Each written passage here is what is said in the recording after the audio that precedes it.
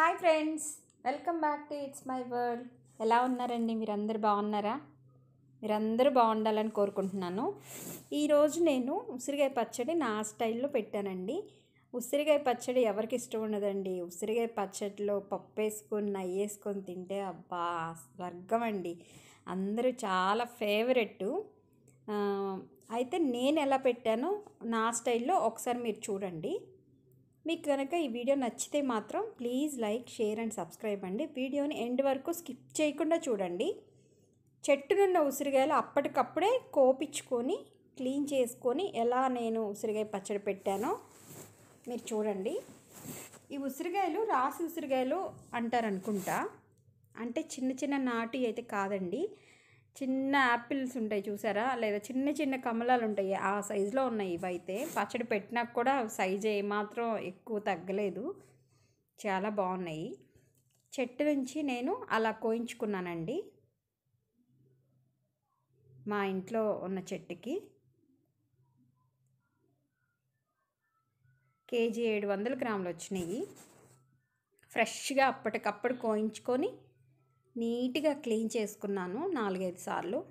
కింద పడినప్పుడు కొంచెం ఘాట్లు మట్టి అంటుతాయి కదా, నీట్గా క్లీన్ చేసుకొని వాటిని క్లాత్ మీద ఫ్యాన్ కింద ఆరపెట్టుకున్నాను.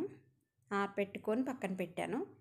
చింతపండుని ఇలాగ నేను క్లీన్ చేసుకున్నానండి. డస్ట్ అంతా అలా పీసులు తొక్క అంతా తీసి నీట్గా కడుక్కొని వేడి నీళ్ళతో నానపెట్టి పక్కన పెట్టుకున్నాను.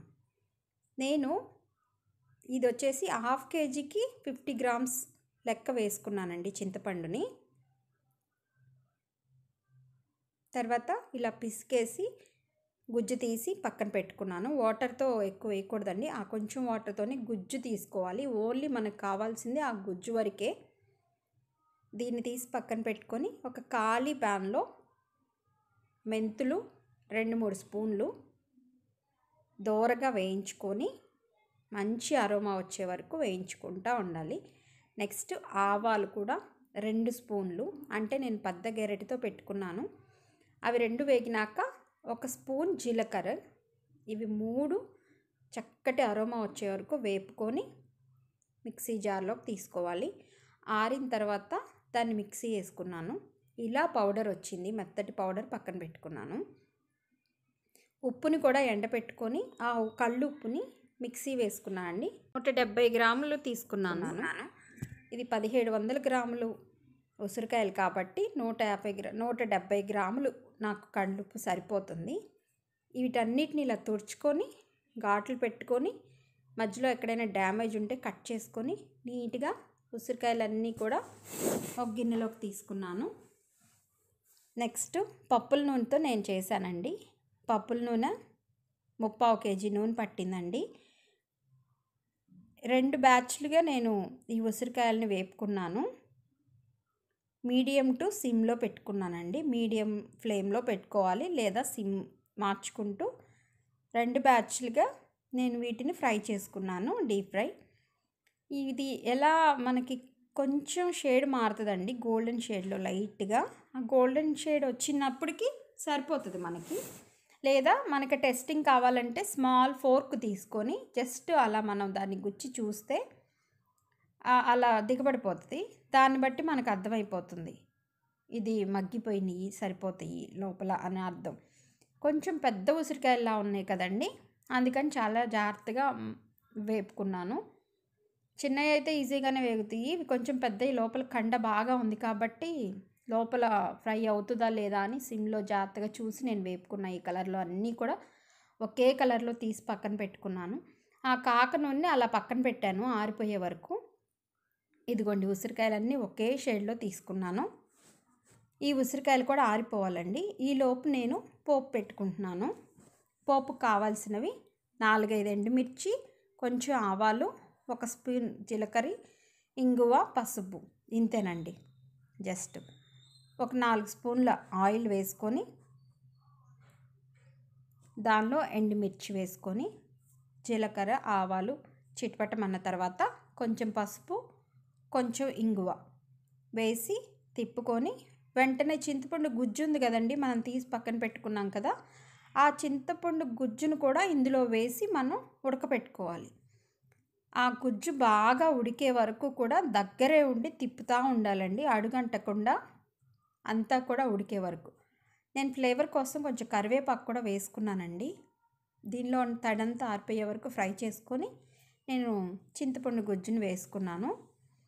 చింతపండు గుజ్జు కూడా చాలా చక్కగా మిక్స్ చేసుకొని బాగా ఫ్రై అయిపోవాలి, బాగా ఉడకాలండి. ఇది బాగా ఉడికి దానిలో నుంచి వాటర్ అంతా పోయి మనకి ఆయిల్ అనేది బయటకు వచ్చేస్తుంది, మనకు అర్థమైపోతుంది.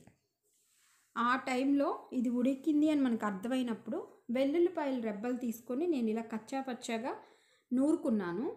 వాటిని ఈ చింతపండు గుజ్జు లాస్ట్లో ఉడికే టైంలో మిక్స్ చేశానండి.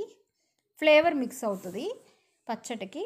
సో ఇది అంతా కలిపి ఇంకొకసారి ఒక 2 మినిట్స్ ఫ్రై అయినాక దగ్గరకు వచ్చేసింది, ఆఫ్ చేసుకొని పక్కన పెట్టుకున్నా. ఇవన్నీ ఆరిపోయిన తర్వాత మనం పచ్చడి కలుపుకోవాలి. మిక్స్ చేసుకున్న పౌడరు, చక్క మసాలా పౌడర్ని వేసుకొని నెక్స్ట్ కల్లుప్పు మిక్సీ వేసి పెట్టుకున్నాను కదా, కల్లుప్పుని మిక్సీ వేసిన దాన్ని కలుపుకొని నెక్స్ట్ వచ్చేసి వెల్లుల్లిపాయలు నేను నీట్గా పొట్టు తీసి పెట్టుకున్నా. పచ్చట్లో వెల్లుల్లిపాయలు చాలా ఫ్లేవర్ ఉంటుందండి. వీటిని నేను సరిపడినన్ని వేసుకున్నాను. నెక్స్ట్ కారం కూడా సేమ్ ఈక్వల్ క్వాంటిటీలోనే తీసుకున్నాను. వీటన్నిటిని కూడా ఉసిరికాయలకు పట్టే వరకు మిక్స్ చేసుకోవాలండి. చక్కగా వీటిని మిక్స్ చేసుకొని నెక్స్ట్ చింతపండు గుజ్జు ఉంది కదా, దాన్ని కూడా దీనిలో వేసేసి మొత్తం కూడా నీట్గా కలుపుకోవాలి. చక్కగా ప్రతి ఒక్క ఉసిరికాయకి మనం పట్టే విధంగా నీట్గా కలుపుకోవాలి. కొంతమంది చేయి పెట్టి కలుపుకుంటారు అలవాటు ఉన్నవాళ్ళు. నేను గరిటెతోనే జాగ్రత్తగా కలిపానండి. కలర్ చూసారా ఎలా ఉందో, రెడ్ కలర్లో పచ్చడి.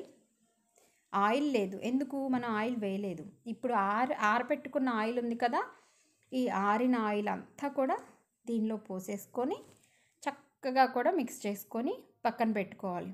వేడివేడి ఏది కూడా వేయకూడదండి పచ్చడిలోకి, అన్నీ కూడా ఆరిపోవాలి. చక్కగా ఆరిన ఆయిల్ అంతా కూడా మిక్స్ చేసుకొని నీట్గా కలుపుకొని పక్కన పెట్టుకోవాలండి. 1 డే తర్వాత నేను చూశాను, స్టార్టింగ్లో ఉంది పచ్చడి, స్టార్టింగ్ పెట్టిన వీడియోలో 1 డే తర్వాత చూసిందండి.